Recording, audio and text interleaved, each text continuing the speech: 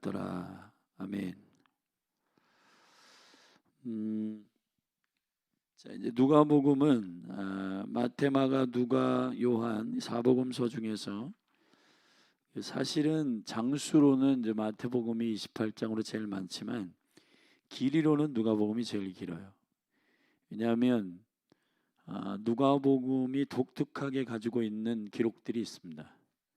누가가 가지고 있는 그 성령 안에서 이스라엘과 열방을 주님께서 구속하시고 잃어버린 영혼을 주께로 돌아오게 하기 위한 그 목적으로 쓰인 성경이기 때문에 누가는 첫 권이고 두 번째 책이 데오빌로에게 편지하는 글 중에 사도행전이 두 번째 글이기 때문에 이 누가와 사도행전을 사실은 전권과 후편 이것을 하나의 책으로 하나의 맥락으로 보는 것이 매우 중요한 누가복음을 보는 관점입니다. 그러므로 이 누가복음을 조금 일반적인 상황들과 그리고 구체적으로 전체적인 사도행전과 관련하여 연결되어 있는 구조들을 함께 이 시간 살펴보십시다. 먼저 우리가 이제 성경의 저자는 누구인가라고 하는 것에 대하여 우리가 이해할 필요가 있습니다. 왜냐하면은 성경 66권이 사실 40여 명에 의해서 기록된 것인데 성경을 기록한 저자들이 그들의 이성, 그들의 경험, 그리고 그들의 학습된 지식들, 그리고 그들의 기질, 이 모든 것들을 다 하나님께서 가장 합당하게 사용하시고 그들을 하나님께서 태초 전부터 선택하셔서 당신의 그리스도의 어떠한 계시를 그들에게 맡기시는 그 하나님의 신실한 선택이 매우 중요한 일로 우리에게 읽혀져야 되기 때문에 오늘 저자에 대한 이야기는 매우 중요할 것 같아요. 그래서 누가가 누구냐라고 하는 부분들을 먼저 우리 누가복음의 관통으로 첫 서문을 열겠습니다. 우리 성경을 한 군데 찾아보십시다. 골로새서 4장 14절입니다.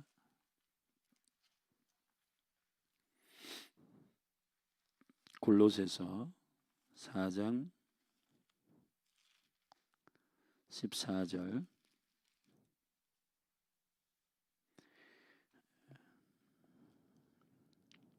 같이 읽겠습니다. 시작.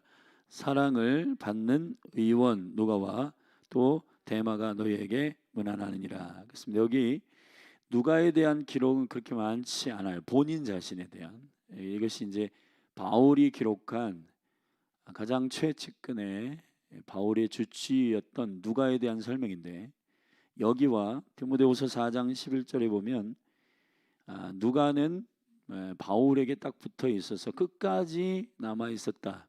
1차, 2차, 3차 선교 여행의 전반적인 모든 내용을 누가가 꿰고 있었고 누가가 이 바울이 사실은 성경학자들이 이제 바울이 가지고 있었던 핸디캡 중에 그 안질이나 간질 둘 중에 하나인데 이런 몸에 약함이 있었어요. 그래서 저는 간질로 보는 경향인데 하여튼 갑자기 발작하거나 갑자기 그 몸에 이상이 생길 때에 그 바울을 이렇게 도와주어야 할 의원이 필요했던 겁니다. 그래서 누가가 바울의 선교 여정 가운데 함께 따라다니는 주치의였고 우리가 지금은 의사 그러면 의사 일만 보지만 과거에는 헬라나 로마 있던 영역에는 누가가 이제 헬라 사람이거든요. 유대인이 아니에요, 이 사람은. 왜냐하면 이름 자체가 유대식 이름이 아니고 누카라고 하는 것은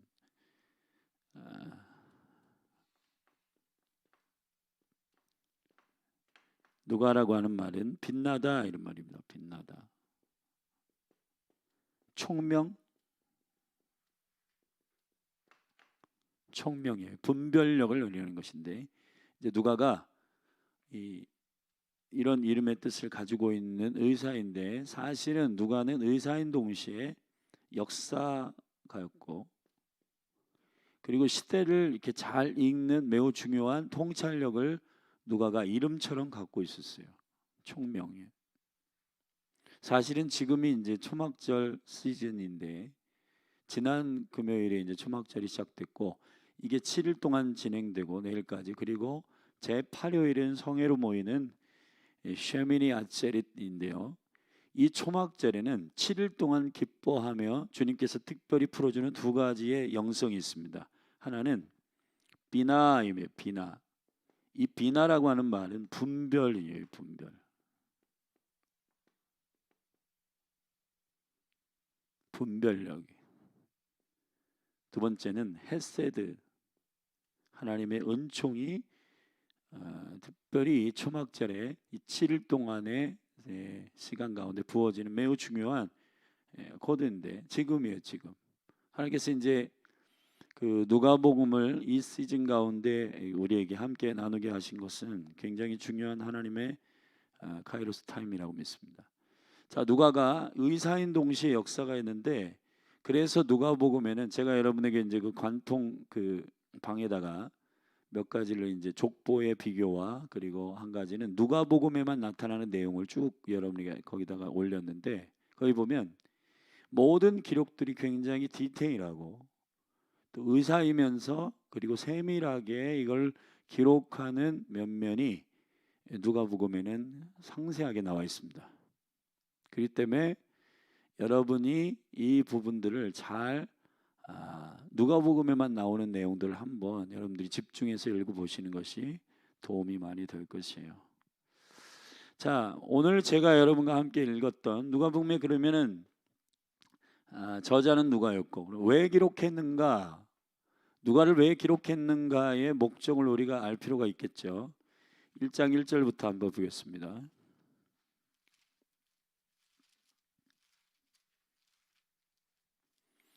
1장 1절부터 4절인데 우리 같이 함께 읽겠습니다. 우리 중에 이루어진 사실에 대하여 처음부터 말씀의 목격자가 되고 일꾼된 자들의 전하여 준 그대로 내력을 전술하려고 붓을 든 사람이 많은지라. 이 모든 일을 근원부터 자세히 미루어 살핀 나도 데오빌로 각하에게 차례대로 써 보내는 것이 좋은 줄 알았노니 이는 각하로 그 배운 바의 확실함을 알게 하려 함이로라. 아멘. 자, 이 데오빌로라고 하는 사람은 데오빌로 수신자가 데오빌로죠. 데오빌로. 사도행전도 데오빌로로 되어 있습니다. 이 데오빌로 각하에게 편지한다고 했는데 이 데오빌로가 무슨 뜻이냐? 하나님의 친구. 이게 데오스, 이게 이제 헬라어로 신이란 말이에요. 하나님이란 말이고, 필로란 말은 우정, 하나님의 벗, 하나님의 친구. 이 하나님의 친구된 데오빌로에게, 이 사람은 아마 성경학자들이 얘기하는데 로마의 군대의 고위급 어떤 장교나 고위급 교관이 이런 사람이에요. 근데 사실은 데오빌로가 어떤 은유적 대표성을 띠고, 이 데오빌로는 이방의 회심한 모든 사람들을 일컬어 말하는 의미일 것이다 라고 성경학자들이 말합니다. 그러므로 누가 자체가 특별히 누가복음이 마태, 마가, 요한에는 12제자에 대한 얘기가 중심적으로 나와 있지만은 누가복음은 특별히 12제자와 70제자에 대한 매우 중요한 이야기들을 기록하고 있습니다. 근데 이것은 누가가 가지고 있는 매우 중요한 중심인 이방이 주님께로 돌아올 것이라고 하는 성령의 선교적 역사를 이미 누가가 전제한 상태에서 전편과 후편을 쓰고 있기 때문에 사도행전을 통해서 전반 1장부터 사실은 11장까지인데 11장에서 이제 누구예요?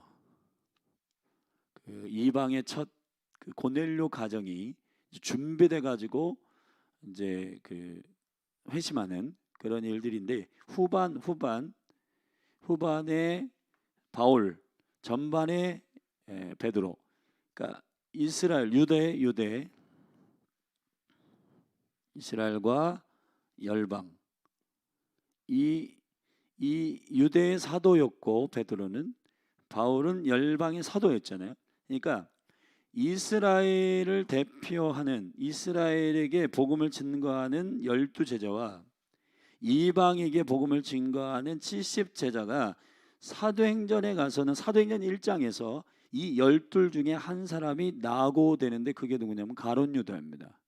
근데 이 가룟 유다가 나고되고, 사도행전 1장에서 의도적으로 누가는 12와 70을 붙여버려요. 이걸 어떻게 붙이냐? 사도행전 1장을 한번 보겠습니다.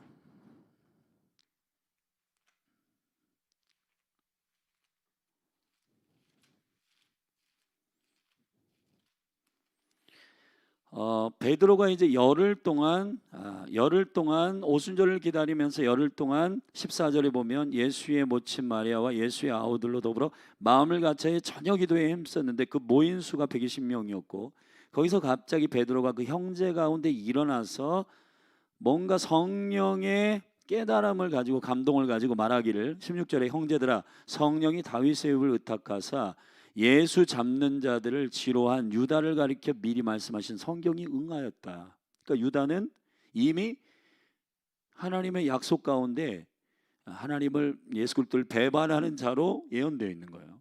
그러니까 이 말씀이 응하였는데, 우리가 11사도가 아니라 12사도로서의 이것을 채우기 위해서 한 사람을 천거해야 되겠다. 그 맥락으로 쭉 설교를 합니다.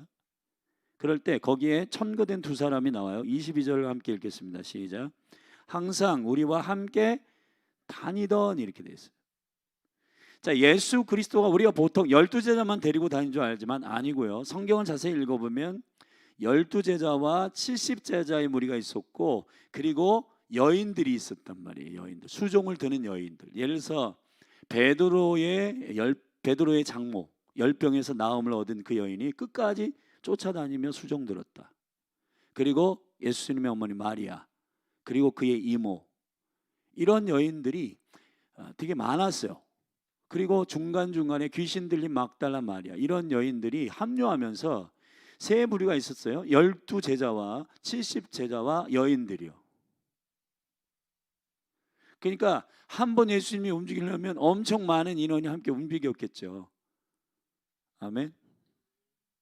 그런데 이 70제자라고 하는 이방을 이렇게 품는 그릇으로서의 70제자는 매우 중요한, 이방을 주님께 잃어버린 영혼을 주께로 돌아오게 하는 하나님의 예언적 코드인데, 이게 숫자가 이따가 설명하겠지만, 이 70제자 중에, 그러니까 항상 주님과 함께 다니던 자 중에서, 여러분 그냥 갑자기 어디서 그냥 모집해 가지고 두 사람을 청거한 게 아니고 70제자 중에서 두 사람을 청거했는데, 그게 누구냐면, 그 밑에 읽겠습니다. 시작.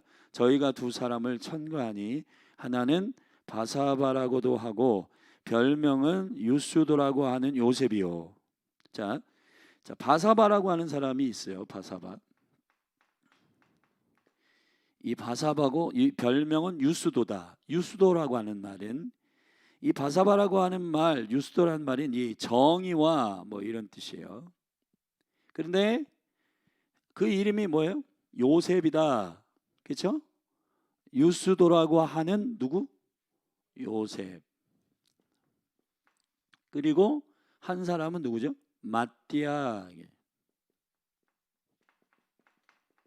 자, 이 두 사람이 청거됐는데, 이 두 사람 중에 저희가 기도하여 가로되 무사람의 마음을 아시는 주여, 이 두 사람 중에 누가 주의 택하신 바 되어 봉사와 및 사도의 직무를 대신할 자를 보이시옵소서. 유다는 이를 버리옵고 제 곳으로 갔나이다 하고 제비를 뽑았어요. 그랬더니 마띠아를 얻으니 저가 여러 사도의 수에 가입하였다. 그렇게 되어 있습니다. 자, 그 마띠아라고 하는 말은 하나님의 선물이란 말이에요. 선물, 하나님의 선물. 자, 여기에 여러분, 하나님의 운명이라고 하는 것은 어떤 것이냐? 여러분, 이스라엘의 12아들 중에 11번째 아들은 요셉이에요. 요셉. 제가 볼 때는 이 두 사람이 청거될 때부터 요셉은 11번째이지 12번째 마지막이 아니기 때문에, 마띠아라고 하는 이 사람이 하나님의 계획 속에 천거되고 제비 뽑힐 운명을 가지고 있었다.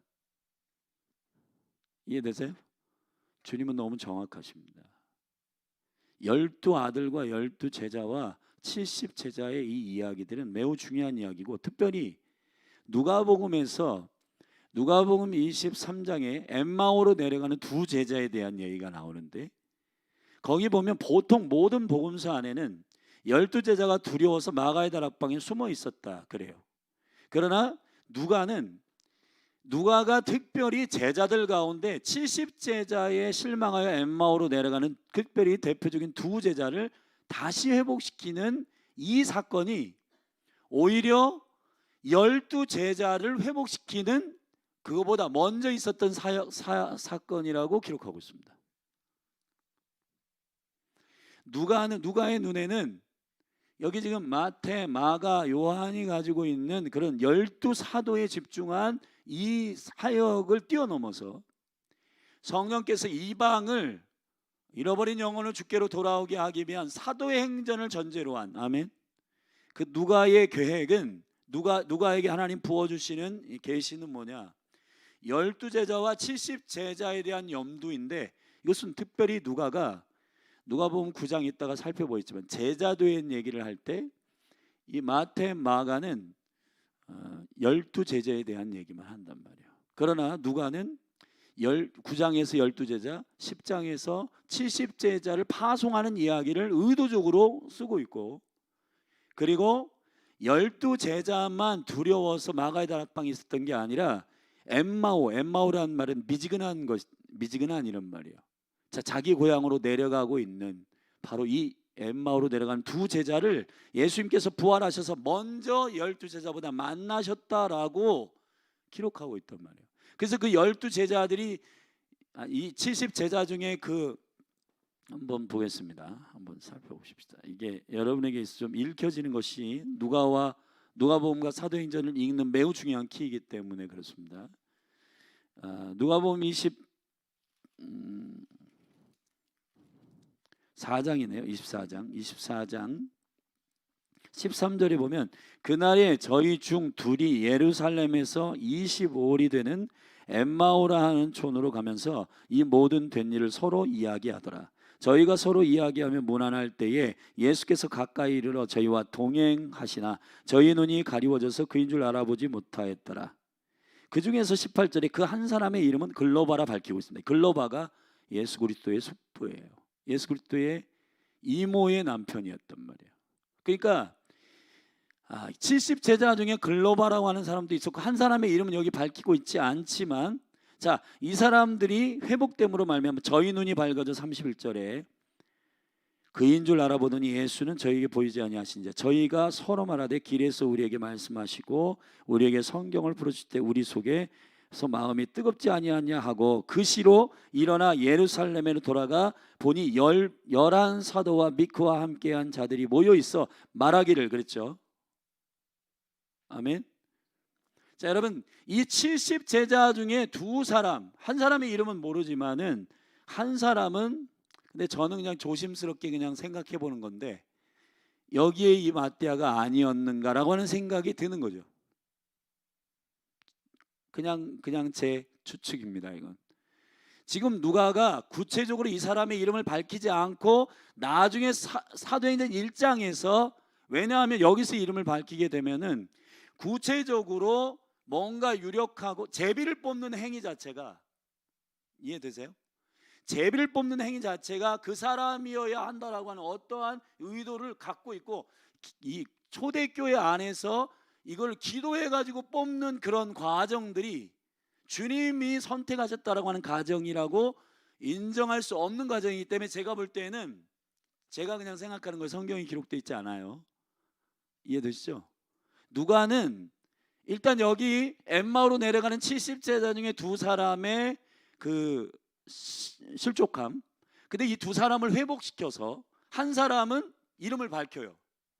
이름을 굳이, 예수님의 숙부인데 이름을 굳이 밝히는 이유는 그 사람은 12 사도 가운데 아닐 것이라고 하는 어떤 암시가 있는 거예요. 그러니까 이 누가 자체가 사도행전을 기록하는 부분이 있어요. 이 한 사람은 제가 볼 땐 마띠아라고 믿는 겁니다. 네. 주님과 함께 하였던 사람 중에서 두 사람이 되게 신실한 두 사람을 청거했는데 그게 요셉과 마띠아다. 근데 요셉은 운명적으로 11번째 아들의 이름이에요. 그거는 하나님께서 여러분의 삶과 그리고 이 교회의 삶과 이 나라의 삶을 그냥 즉흥적으로 이끄실까요? 저는 그렇지 않다고 생각합니다. 그분은 신실하시고 굉장히 디테일하시고, 아멘. 제비를 뽑는 과정을 통해서 마띠아가 선출되지만, 그러나 하나님은 이 모든 계획을 이미 태초 전부터, 상고의 전부터 하고 계셨고, 할렐루야. 가룟 유다가 배신할 이야기 다 알고 계셨어요. 아멘. 여러분의 삶에 어떠한 당황스러운 일이 있더라도 여러분 놀라지 마십시오. 하나님은 하나님의 계획 가운데 그 일들을 행하실 때 절대로 오늘 이런 일이 생겼네 그래가지고 임기응변으로 이 일들을 처리하지 아니하신다. 주님은 이 모든 일들을 다 알고 계신다. 이게 소름 끼치는 일이에요. 사실은 이 세상의 어떠한 철학과 과학과 우리의 지식과 상행의 어떠한 지혜를 가지고도 하나님의 지혜를 따를 자가 없고, 아멘. 주님의 이 엄청난 계획은 하나님의 거룩한 신묘막측한 그 약속 안에 있다는 것입니다. 아멘. 저와 여러분이 오늘, 제가 그래서 오늘 왜 누가복음을 하느냐, 총명이란 이름을 뜻을 가지고 누가복음을 왜 초막절에 품게하시는가는 저도 이건 몰라요. 그러나 이 시간의 배정과 이 시간의 은총은, 아멘, 매우 중요한 하나님의 시간에 적합하게 이 교회에게 주시는, 그리고 여러분 한 분 한 분에게 허락하신 매우 중요한 하나님의 아주 존귀한 카이로스의 타임에 그것을 정확하게 하신다. 저는 그렇게 믿는 것입니다. 주님은 절대로 우연으로 역사하지 않습니다. 그분의 모든 일들은 다 필연적으로 일어납니다. 할렐루야. 여러분이 열린 하늘교회의 성도가 되고 이 몸에 주님 부르신 것은 하나님의 부르심이요 주님의 뜻이요, 이걸 우리가 주님의 계획 속에서 인정하고 믿음으로 나아갈 때 하나님의 그 놀라운 계획들이 여러분에게 보이게 될 것입니다. 누가가 이 부분을 되게 디테일하게 설명하고 있는 겁니다. 근데 이걸 우리가 퍼즐을 잘 맞춰서 그런 거구나 라고 하는 것을 깨닫는 것이 필요하죠. 제가 누가복음 한 50번 정도 읽을 때 이게 보이더라고요. 누가가 첫 권과 두 번째 성경을 기록하는 부분에 있어서, 제가 아까 서론에서 여러분과 누가복음 4장을 읽었는데 거기서 갈릴리 사역의 예수님의 생애, 특별히 예수님의 태어나심과 그리고 그의 족보와 그리고 그의 모든 사역의 준비를 마치고 그가 회당으로 들어가셨는데, 거기서 그분이 영으로 골라서 읽은 성경이 뭐냐? 이사야 61장의 말씀이에요. 성령이 이게 임하시면 가난한 자에게 복음을 전파하고, 아멘, 눌린 자 자유케 하고 눈먼 자 눈을 뜨게 하시는 성령의 그 놀라운 자유케 하심이, 아멘. 성령의 역사는 결국 이 열방을 주께로 돌아오게 하기 위한 증거의 영으로서의 성령이시기 때문에 이 역사는 반드시 누가의 눈에 있어서는 예수님의 공생애의 사역의 실질적인 시작은, 아멘, 이 말씀의 선언, 그러니까 공생애의 사실 방향을 주님께서 회당에서 말씀을 그걸 집었어요. 이사야의 말씀을 의도적으로, 아멘. 그리고 그 말씀을 선포함으로 그가 공생애를, 이 사도행전의 이방을 주님께로 돌아오게 하는 이 관점에서의 말씀을 선포함으로 나는 이것 때문에 왔다라고 선언하시면서 사도행전까지 그 제자들을 통해서 이 일들이 이루어질 것을 이분이 믿고 하나님 아버지의 12제자와 70제자를 길러내고 있다. 이 의도가 누가가 간파하고 있는 것입니다. 아멘. 누가복음의 구조는 되게 간단하게 되어 있는데 이것은 끝에 간단하게 말씀드리고, 누가를 이해하기 위해서는 매우 중요한 12와 70제자에 대한 예의가 필요한데요. 1장부터 4장까지는 갈릴리에서 일어난 사건이요. 그리고 5장부터 이제 19장까지는 이게 이제 제자에 대한 얘기, 제자도에 대한 얘기. 결국은 12제자와 70제자를 주님께서 데리고 다니면서 교훈을 하셨어요. 재정에 대해서, 특별히 기도에 대해서 많이 가르치셨습니다. 누가복음에 보면 기도에 대한 교훈이 많아요. 그리고 재정에 대한 교훈. 이것을 쭉 제자들을 가르치시면서 마지막에 이제 주님 십자가에 지시고 잃어버린 영혼을 위해서 나는 왔다라고 19장의 제자도의 마지막 부분에서 주님이 자기가 온 마지막 말씀을 하시는데, 그게 누가복음에만 있는 삭개오 사건을 빌어 주님이 내가 이 땅에 온 이야기의 목적을 밝힙니다. 그게 뭐냐면 누가복음 10장에 나는 의인을 부르러 온 것이 아니고 죄인을 부르러 왔다. 누가가 그 지혜의 총명으로 예수 그리스도의 사역을 사도행전까지, 그 제자들로 하여금 선교의 문을 여는 여정까지의 이 복음서의 연결은 매우 중요한 누가가 하는, 이 헬라 사람 회심한 의사였던 역사가였던 누가를 통해서 이 관점을 여시는 하나님의 굉장히 중요한 계획이라는 겁니다. 할렐루야. 잃어버린 자들을 주께로 돌아오게 하는 것입니다. 이게 누가복음의 매우 중요한 주님의 키고, 결국은 사랑이 많으신, 사람을 깊이 이해하시는 사람이신 예수 그리스도. 그래서 누가복음에는 굉장히 헤세드에 대한, 은총에 대한, 사람을 사랑하는 기사들이 많아요. 사마리아, 그 선한 사마리아 사람 이야기, 삭개오 이야기, 죄인들이 주께로 돌아온 게 10명의 문둥병 중에서 감사하러 돌아온 누구? 사마리아 사람. 그러니까 이방 사람만 주께로 돌아와서 결국 온전한 구원으로 들어가는, 그러니까 이러한 모든 사건들이 다 배려. 그리고 누가복음 15장이면 특별히 잃어버린 양, 잃어버린 아들, 잃어버린 드라크마, 이런 이야기들을 의도적으로 누가가, 예수 그리스도가 이 땅에 오신 것은 잃어버린 자기 백성을 위하여 인간의 몸으로 오신 하나님의 아들이신 예수 그리스도를 계시하고 있는 거예요. 아멘. 이 복음이 열릴 때에, 이 복음이 열리면 성령을 통해서, 이 증거를 통해서 열방이 주님께로 돌아오는 생명의 복음이 될 것이라고 선언하고 있는 복음서가 누가라고 하는 것입니다. 할렐루야.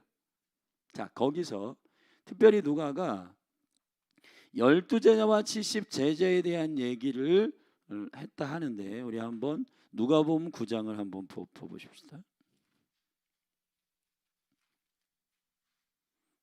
누가복음 9장 1절에 보면 같이 읽겠습니다. 시작. 예수께서 12제자를 불러 모사 모든 귀신을 제어하여 병을 고치는 능력과 권세를 주시고. 보통 우리가 이제 오병이어 사건이라고 하는데, 오병이어는 유대인들을 위하여 베푼 주님의 12바구니를 남기는, 이제 앞으로 12바구니를 통해서, 남은 12바구니를 통해서 잃어버린 유대인들, 잃어버린 이스라엘을 주께로 돌아오게 하는 그 부스러기죠. 그 남은 도시락, 바구니, 잘 드시오. 바구니. 아멘. 바구니는 코셔를 하는 이스라엘 백성들의 도시락을 의미하는 것이에요. 아멘. 그렇기 때문에 바구니라고 하는 개념 자체는, 이거는 이스라엘 사람들에게 먹이는 12바구니라고 하는 것은 앞으로 이스라엘 사람들을 계속해서 하나님의 말씀으로 먹여서 주께로, 복음을 듣게 해서 주께로 돌아오게 하시는 주님의 계시인 것을 누구나 들어도 알아요. 여기 성경은.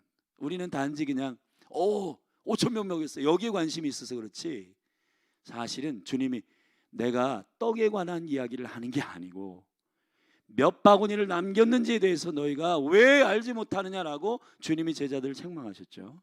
마가복음 8장에 보면 제가 옛날에 그 제자 훈련 콜링할 때 이 설교를 했는데 왜 열두 제자와 70제자인가에 대한 얘기를 저희 열린하늘 교회에 들어가면 아마 있을 텐데 조금 오래된 설교이긴 한데, 자, 바구니는 이스라엘이 주께로 돌아오게 하기 위한 주님의 선교적 통로예요. 이거는 주님이 계시하신 매우 중요한 키입니다. 자, 그런데 칠병이요. 칠병은 이제 5토라 5권의 토라에다가 선지서와 시가서를 합한 7이라고 하는 이것이 결국 이방을 먹이는 매우 중요한 떡이 될 것이고, 아멘. 이해되세요? 4,000명을 먹이고 7 광주리를 남겼다라고 할 때, 광주리라고 하는 말은 이방 사람들이 먹는 형식의 도시락이란 말이에요. 그거는 옛날 우리 이렇게 밭에 가서 일하고 하면 새참이 나오죠. 새참이 나오면 큰 그 바구니 같은 광주리에다가 뭐 5명이든 10명이든 같이 먹을 수 있도록 막 찌개도 그냥 막 우리나라는 안 퍼먹고 그냥 거기서 같이 숟가락 넣어서 먹잖아요. 유대인들은 상상을 못해요, 그런 거는. 왜냐하면 먹지 않은 음식들이 많기 때문에 이방인들과 함께 섞어서 뭘 먹지 않아요.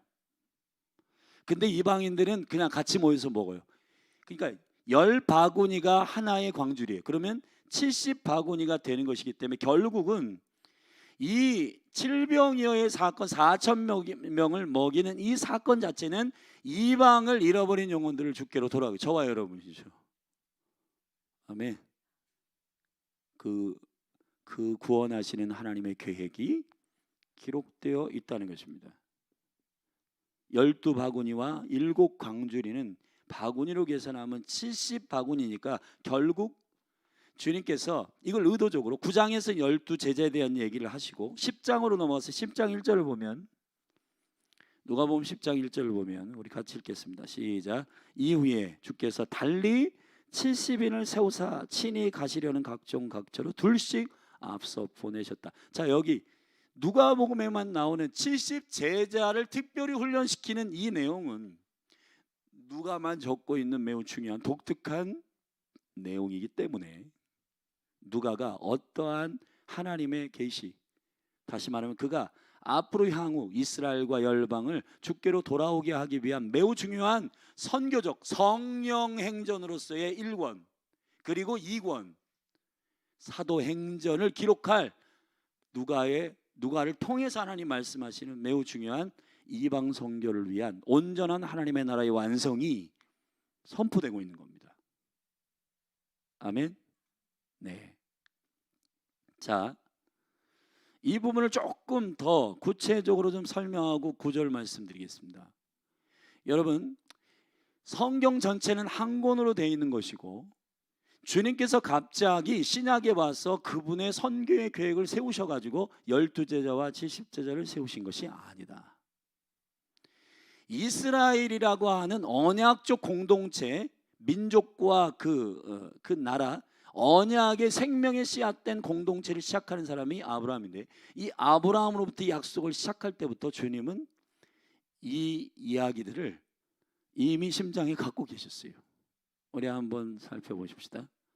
창세기를 모두 마무리하고 출애굽기로 나아가는 출애굽기 1장을 한번 보면, 자, 창세기는 444죠.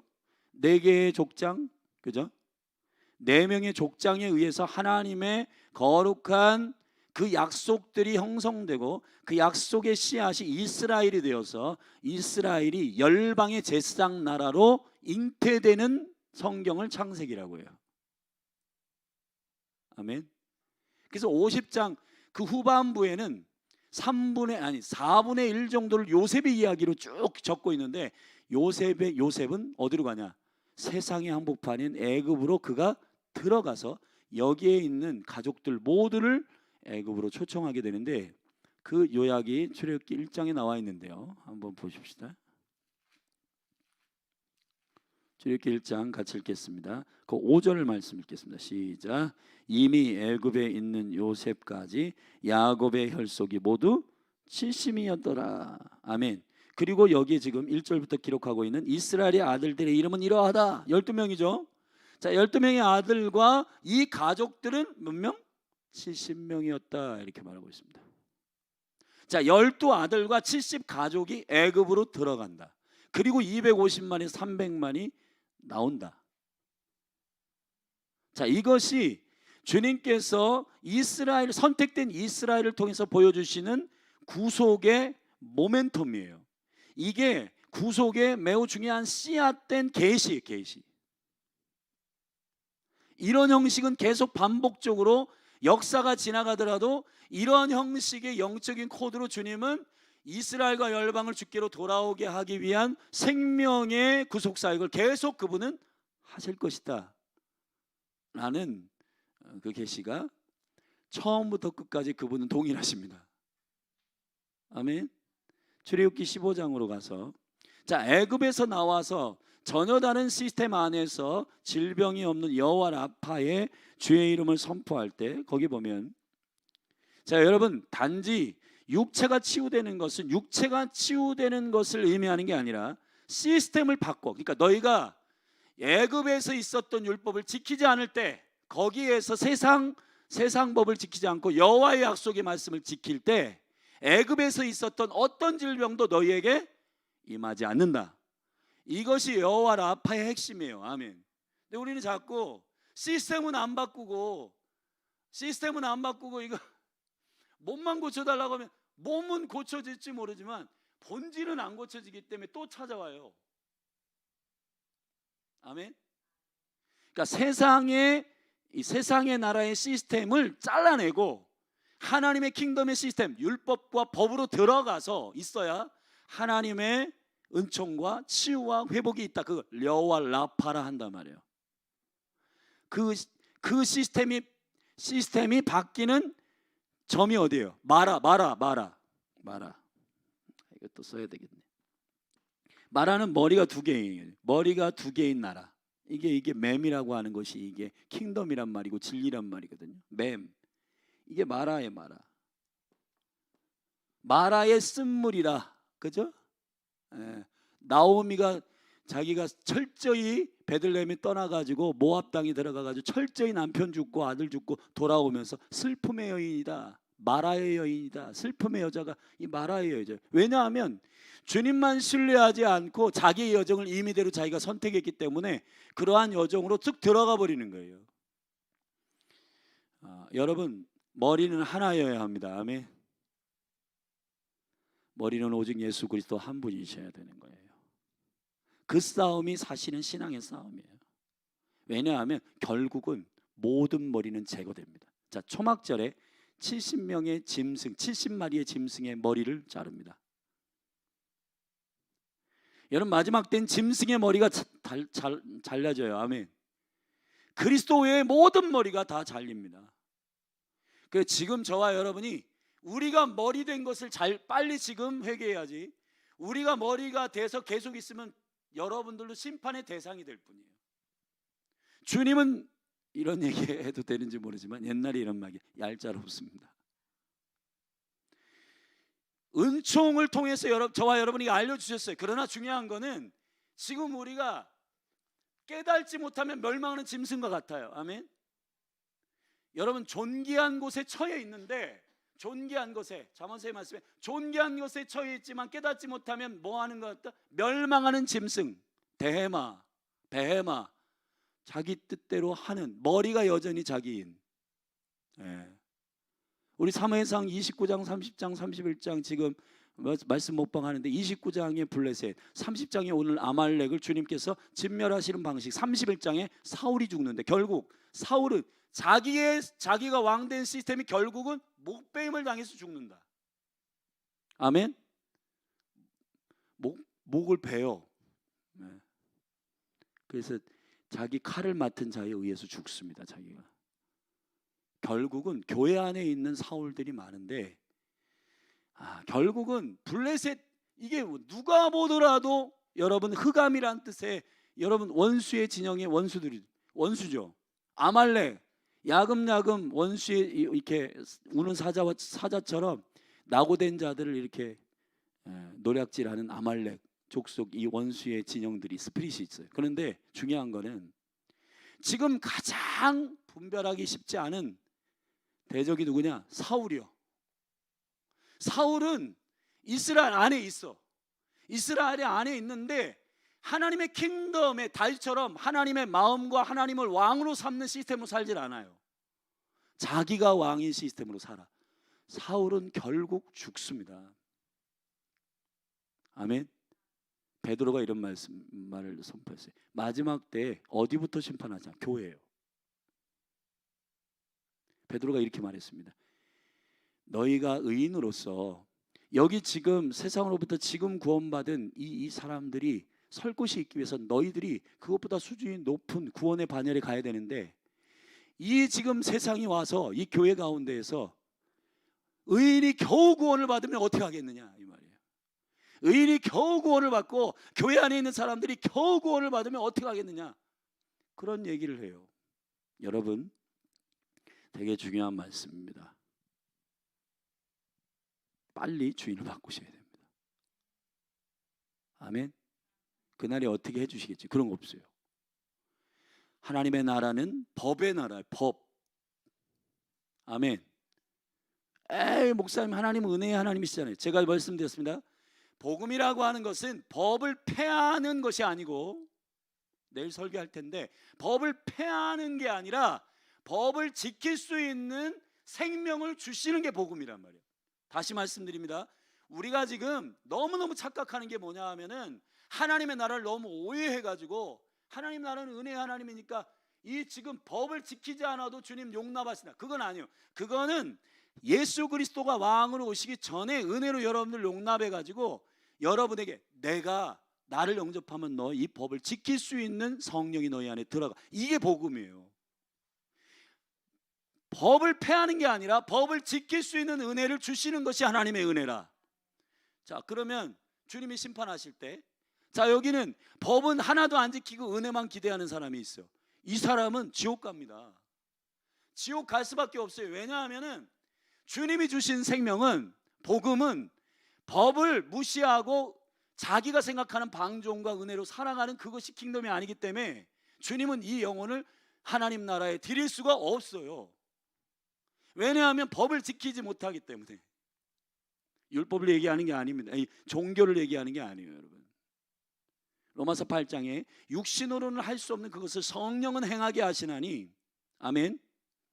새 언약을 말씀하시는 에스겔서에서 이렇게 말씀하셨어요. 새 언약을 주노니 내가 너희 안에 말씀으로 정결케 하여서 내 새 영을 주고, 아멘, 새 마음을 주어서 굳은 마음을 제거하고 부드러운 마음을 주시며 여호와의 새 신을 주어, 그건 성령이죠. 새 신을 너에게 부어 하나님의 모든 율례를 지키게 하려 함이라 그랬습니다. 여러분, 지금 대단히 많은 교회들이 법을 폐하는 것이 복음인 줄 알아요. 그래서 자기 마음대로 살아요, 여전히. 왜냐하면 자기가 임금되는 이 시스템은 안 바꾸고 그냥 주님은 은혜의 하나님이셔. 큰일 납니다, 여러분. 복음을 굉장히 오해하고 있는 거예요. 그래서 지금 빨리 이 교회를 깨워야 되는데, 대부분의 많은 교회들이 전자의 그 방종에 가까운 은혜, 그러한 은혜의 메시지를 전하고 있기 때문에 지금 모든 성도들은 많은 부분 준비가 안 돼 있다. 왜 준비가 안 돼 있냐? 율법은 다 폐해야 된다고 생각하기 때문에 구약은 거들떠보지도 않고 하나님이 무엇을 기뻐하시는지 전혀 몰라요.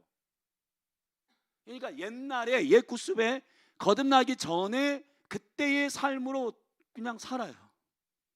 막연히 기대하는 건 뭐냐면, 하나님 그래도 나 모른다 하지 않겠지. 여러분, 그렇게 감정적으로 해서 신앙이 하나님 나라 들어갈 수 있는 게 아니고, 아멘. 그 여호와의 법을 지킬 수 있는 은혜를 주님 주시는 겁니다. 새 언약이 그거잖아요. 내가 너희들이 돌판에 기록하니까 이거 잘 못 지키는데, 그러면 안 되겠다. 내가 내 영으로 너희의 생각과 너의 마음에 이걸 새겨줄게. 그래서 누가 누구 할 것 없이 알려줄게. 내가 여호와이시며 내가 하나님이시며 그걸 알려줄게. 이게 새 언약이에요. 아멘.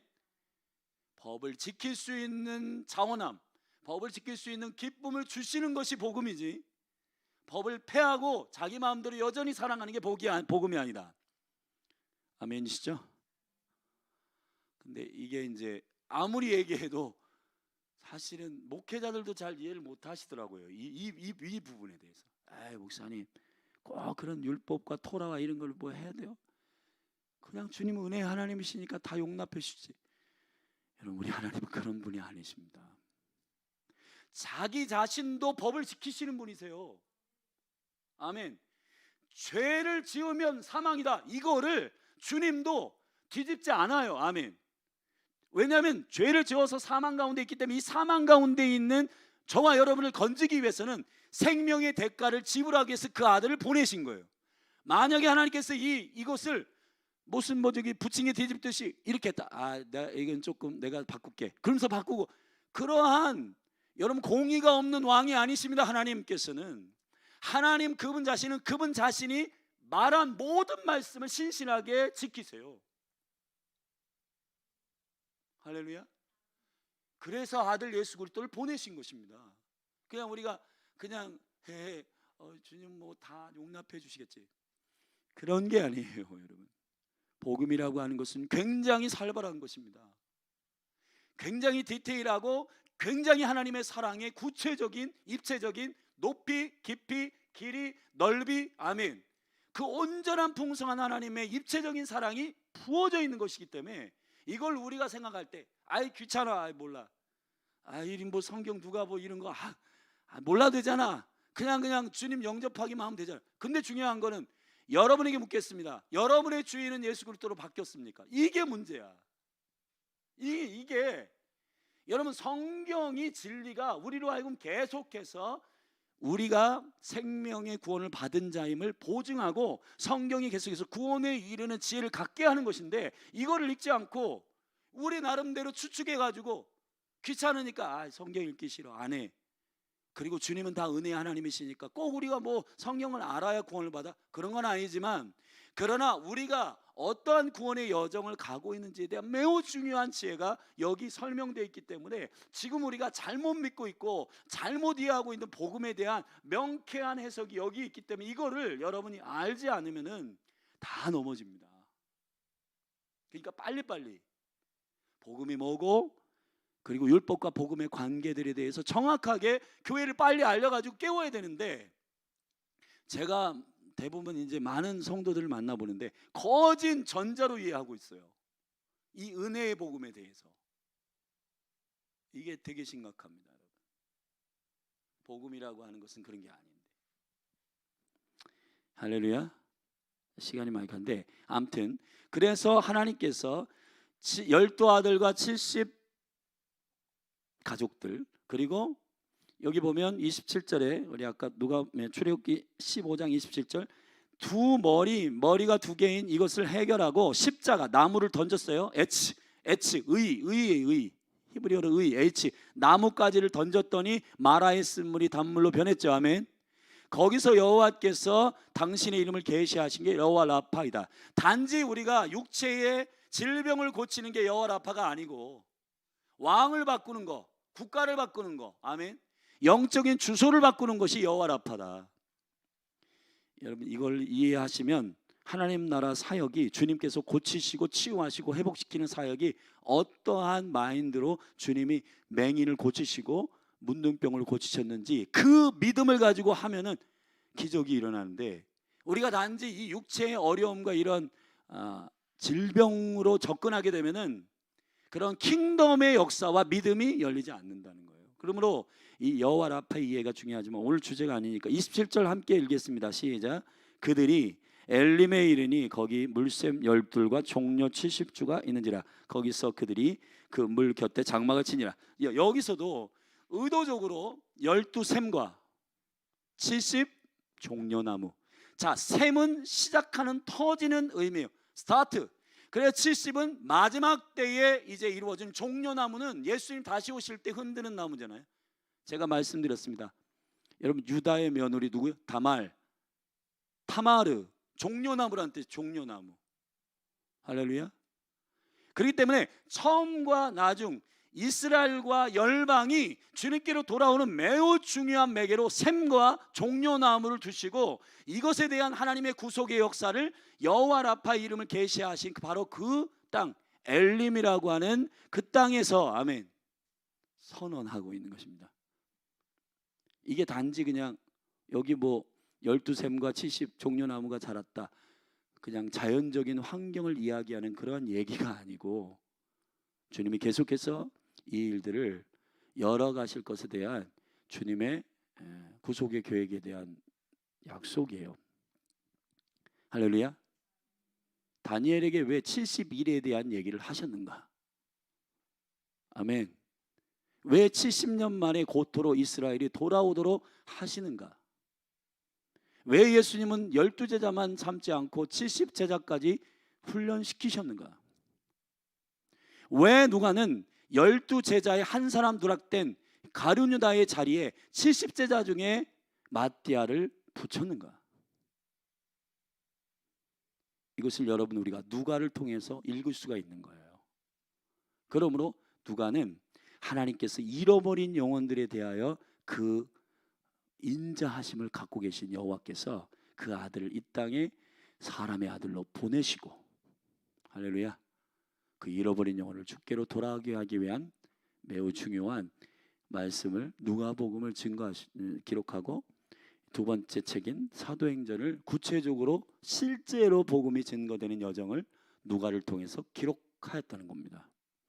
그래서 사도행전 1장을 좀 보고 오늘 구조를 간단히 하고 마치겠습니다. 여기 보면 사도행전 1장 누가가 이 두 권을 연결시키면 사도행전을 시작할 때 선언하고 시작하는데 1절 사도행전 1장 1절 2절 함께 읽겠습니다. 시작. 데오빌로여 내가 먼저 쓴 글에는 이게 누가복음이죠. 먼저 쓴 글에는 무릇 예수의 행하시며 가르치시기를 시작하심부터 그의 택하신 사도들에게 성령으로 명하시고 승천하시는 날까지의 일을 기록하였다. 그렇습니다.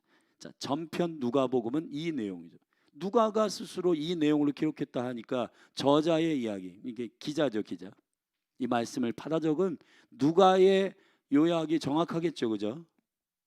자, 누가복음은 이런 내용으로 되어 있다.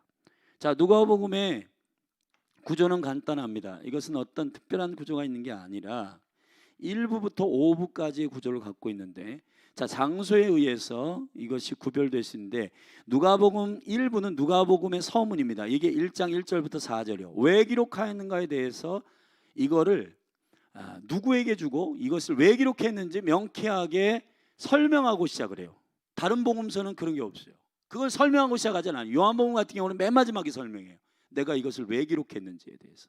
그러나 누가는 이 목적이 너무 중요하기 때문에 이 목적을 먼저 얘기하고 난 다음에 첫 권과 두 번째 권까지 이것이 쭉 연결되도록 먼저 왜 기록했는지에 대해서 설명하고 복음서를 시작한다. 그게 1장 1절부터 4절 1부 2부 세례요한 그러니까 예수 그리스도의 길을 예비하는 세례요한과 예수 그리스도의 출생과 특별히 예수 그리스도의 유년 12살 때 그 성전에 올라가서 잃어버린 사건 있죠. 자, 그러한 이야기들을 4장 13절까지 2부에서 다루고 있는데 여기서 매우 중요한 족보에 대한 비교를 여러분에게 이제 보내드렸어요. 그걸 잘 읽어보시면 됩니다. 마태복음은 그 신적인 하나님의 아들로서 왕으로 오신 예수 그리스도라 위로부터 밑으로 내린단 말이에요. 아멘. 그래서 그리스도로 오셨다 42대 만에. 그러나 누가복음은 인간으로 오셨는데 이 인간 요셉의 아들인 이 인간인 마리아의 아들인 이 예수 그리스도가 누구시냐? 그 이상은 계속 쫓아 올라가서 누구에게 가자? 하나님께로 간다. 아멘. 결국 하나님께서 이 마리아의 몸에서 그 예수 그리스도를 출생하신 그 족보를 기록한 두 번째 단락의 4장 13절까지 예수 그리스도의 사역의 준비가 이루어졌고 3부에는 4장 14절부터 8장 55절까지 예수님 사역의 가르침인데 이게 12제자를 세우는 영역이에요. 9장 50절까지 죄송합니다. 9장 50절까지. 그리고 10장부터는 70제자에 대한 70제자를 일으켜 가지고 그들을 훈련시키며 제자에 대한 얘기를 했는데 거기서 받아 적으십시오. 제자에 대해서 10가지에 대해서 예수님께서 얘기하셨어요. 첫째, 제자의 길이 뭐냐? 죽는 것이다. 두 번째, 구원과 기도 10장 25절부터 11장 13절. 제자의 길 9장 1절부터 10장 24절.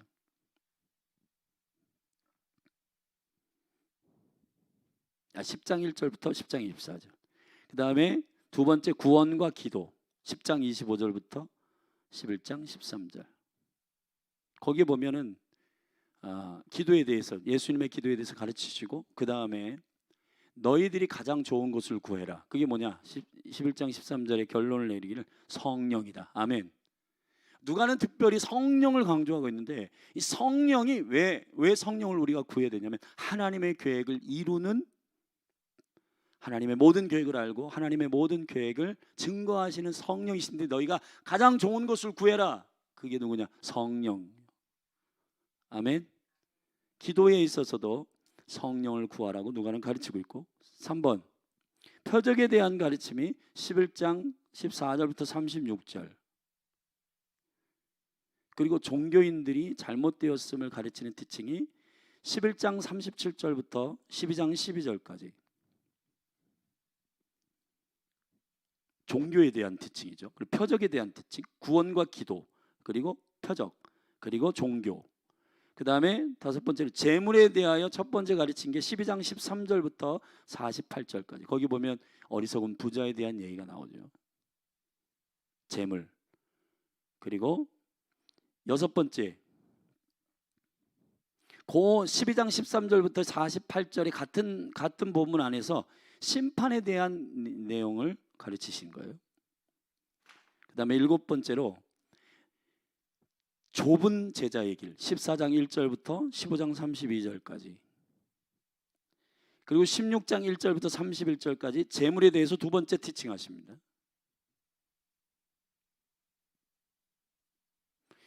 재물과 구원에 대한 관계성에 대해서 거기 보면 누가 나오죠? 나사로와 부자, 그죠? 부자와 나사로에 대한 얘기가 나오죠. 그 다음에 용서와 감사에 대해서 17장 1절부터 19절. 하나님의 나라를 여는 매우 중요한, 복음의 문을 여는 매우 중요한 통로가 용서와 감사라고 가르치고 있고, 마지막 10번째는 하나님 나라의 구원에 대해서 17장 20절부터 19장 27절까지 다루고 있습니다. 자, 1, 2, 3, 4부를 하나로 묶어서 뭐라고 하냐? 잃어버린 자를 향한 그리스도 인자의 사역. 자, 19장 28절부터 24장까지는 뭐냐면 잃어버린 자를 위한 구속하시는, 구원하시는 실제 주님의 죽으심과 부활과 그리고 마지막 명령이 24장까지 기록되고 있어요. 자, 누가복음은 되게 간단한 구조로 되어 있습니다. 잃어버린 자를 찾으시는 주님, 잃어버린 자를 구원하시는 주님, 이렇게 되어 있어요. 그러니까 이걸 앞에 전반부를 1부부터 4부까지 제가 조금 구체적으로 나눈 거예요. 그거를 누가 하느냐? 찾는 걸. 예수님 자신도 하셨고, 그 마음과 그 언약을 이해하는 누구? 제자요. 그걸 그대로 성령에서 받은 제자, 곧 이들이 누구냐면 사도들 12과 70 제자들, 이 사람들에 의해서 하겠다는 거예요. 그리고 결국 주님이 그 구원의 모든 문들을 여시는 십자가의 사건을 이루시고 24장에 가서 너희가 기다려라. 그리고 전편이 끝나요. 기다리라고요. 누구를? 성령이요.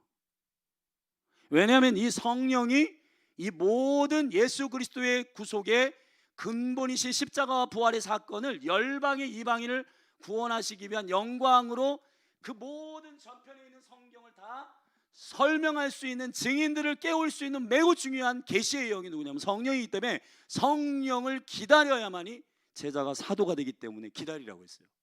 그리고 누가복음 1편은 누가복음 마치는 겁니다. 아멘. 그리고 사도행전 2편에 가서 성령이 부어지고 그들이 이 이스라엘과 열방을 구속하는 강력한 그 선교의 여정을 열었어요. 실제 그 제자들이요. 그렇죠? 그게 누가복음과 사도행전의 흐름입니다. 자, 결론 내리겠습니다. 누가복음은 인자 대신 예수 그리스도. 히브리서에 보면 이런 말씀이 있어요. 주님은 우리와 똑같이 여러분 고난도 당하시고 그리고 모든 슬픔도 당하시고 어려움을 당하시는 똑같아요. 우리와 성정이. 그러나 죄는 없으세요. 그래서 우리의 모든 고난과 경험을 채울하지 아니하시는 분이 아니다.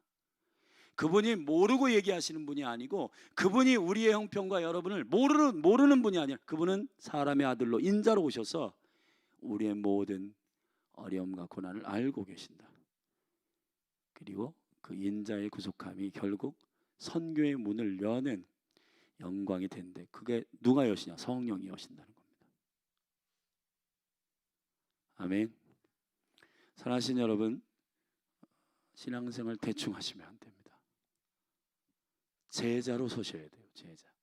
지금도 12과 70제자는 12제자만 있고 70제자만 있다. 끝이 아니라 그 이스라엘과 열방을 주께로 돌아오게 한 영적인 생명의 통로들이 될 제자들을 지금도 하나님은 부르시고 있습니다. 아멘. 이 마지막 때 특별히 Great Revival, 마지막 대주수가 일어나는 이 때에는 특별히 과격한 제자들이 필요한 때입니다. 여러분이 비즈니스를 하든 교사를 하든 공무원이든 목회자든 가정주부든 상관없이 이 12과 70의 이 하나님의 나라와 그 의의 계획을 가지고 모두 주님께 부르심을 얻어 여러분의 삶의 영역에 사도적 제자가 되어서 아멘. 그래서 제가 여러분이 말씀드린 겁니다. 결론, 여러분이 비즈니스를 하든 뭘 하든지 주님의 비전과 연계되어 있지 않으면 비전을 점검하시라. 이스라엘이 돌아오고 열방이 주께로 돌아오는 이 일이 아닌, 이 목적이 아닌 일들을 하고 있다면 여러분의 영혼 안에는 헤드, 머리로부터 온 것이 아니기 때문에 즐거움이 없을 거예요. 그렇기 때문에 지치고 그렇기 때문에 힘들어요. 그러나 주님으로부터 온 그 아이디어는 여러분을 기뻐 뛰게 하며 할렐루야, 믿음 안에서 여러분을 비즈니스를 기쁨으로 하게 할 거고 가르침을 기쁨으로 하게 할 것입니다. 여러분 비전을 수정하시고 새롭게 하십시오. 기도하시겠습니다. 하나님 아버지 감사합니다. 오늘 누가복음을 함께 나누게 하신 주님 높여드립니다. 아버지, 누가복음과 사도행전을 연결하는 누가의 통찰력 있는 총명이 오늘 선포됐습니다. 아버지 하나님, 이스라엘과 열방을 구속하시고 잃어버린 영혼들을 주께로 돌아오게 하게 한 주님의 의도를 우리의 심령에 알게 하시고 주님, 우리의 삶이 이 계획에 헌신되게